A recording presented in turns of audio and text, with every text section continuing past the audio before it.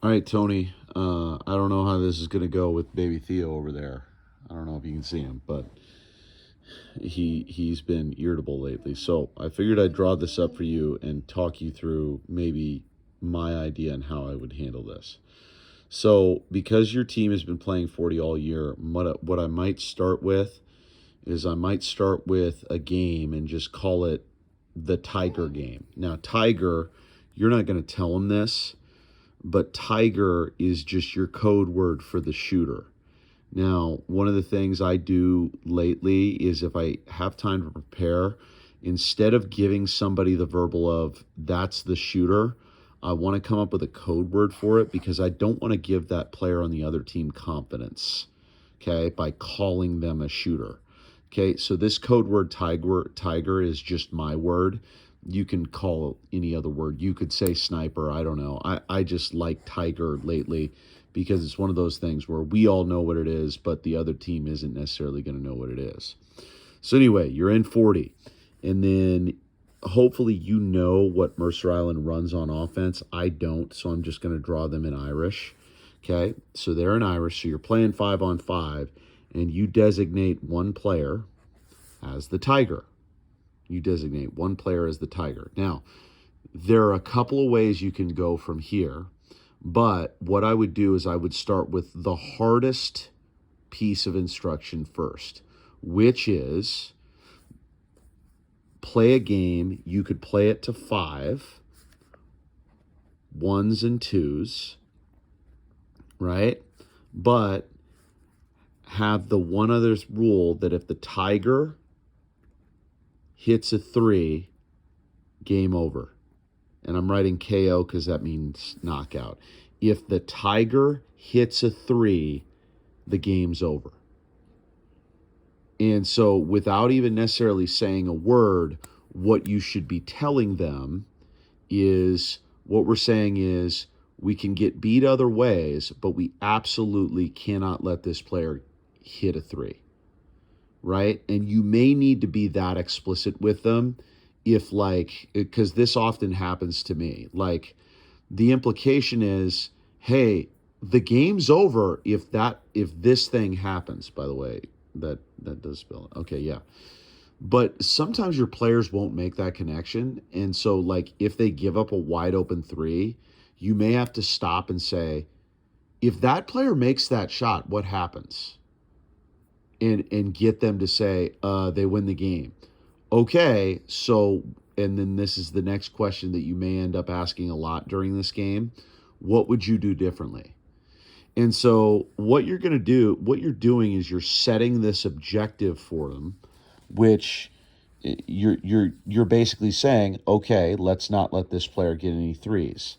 A talk that you may have to have with them that you may also have to, like, kind of say to yourself too is that with this player, instead of thinking don't let them make any threes, I would go a step further, and like in the NBA, they don't worry about contesting threes. They worry about being close enough so that that player doesn't even get them off. Like, think of Steph Curry. Like, you don't want Steph Curry to miss threes. You want to limit the amount of threes he actually has to take. And so that might be a designation that you have to, like, clarify for your team.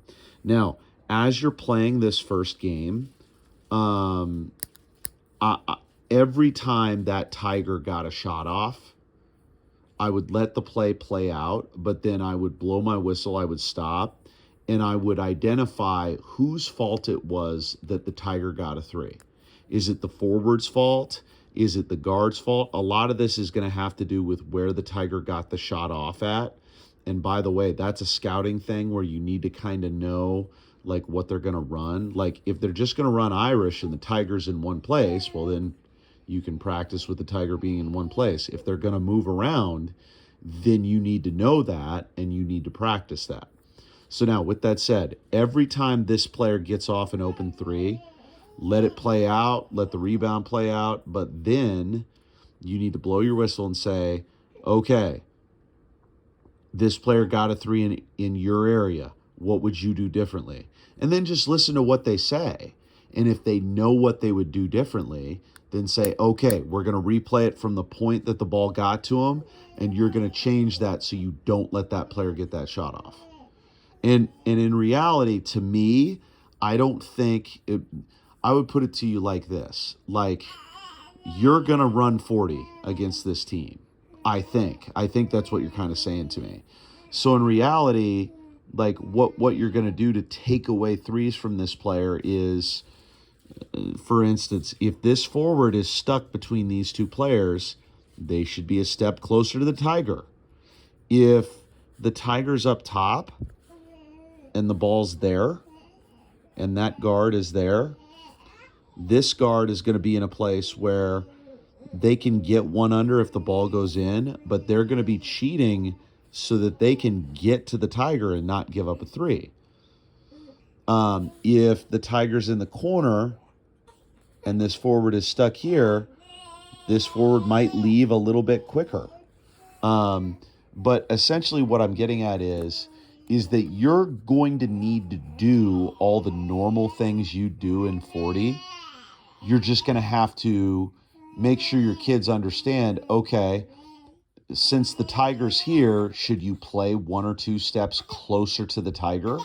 When you're in the situation where you're going to make a decision on who you make sure doesn't get an open shot, who are you going to make sure of first? And it's always going to be the Tiger, which the scoring of this game, okay, allows you to do that. Now, depending on how much time you want to do with this, what you may do is in this first game, you may say, okay, we're going to play this game again, and I'm going to track how many shots the Tiger gets. Just track how many threes they get. Tell your team that, and then play the game again and say, we're going to evaluate how many less shots the Tiger gets. So here's what I'm saying. Give them the big objective first. We're trying to take away shots from this player. Play a game in which the scoring kind of plays to that point.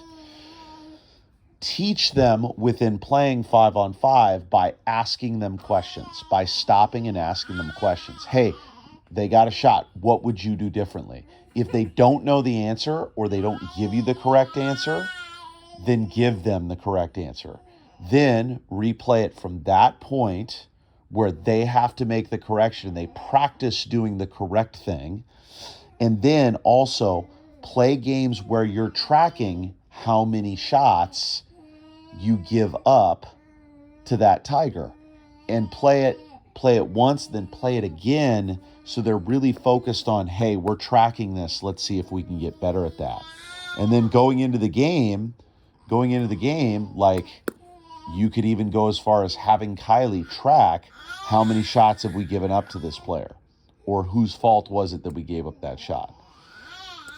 Think through this.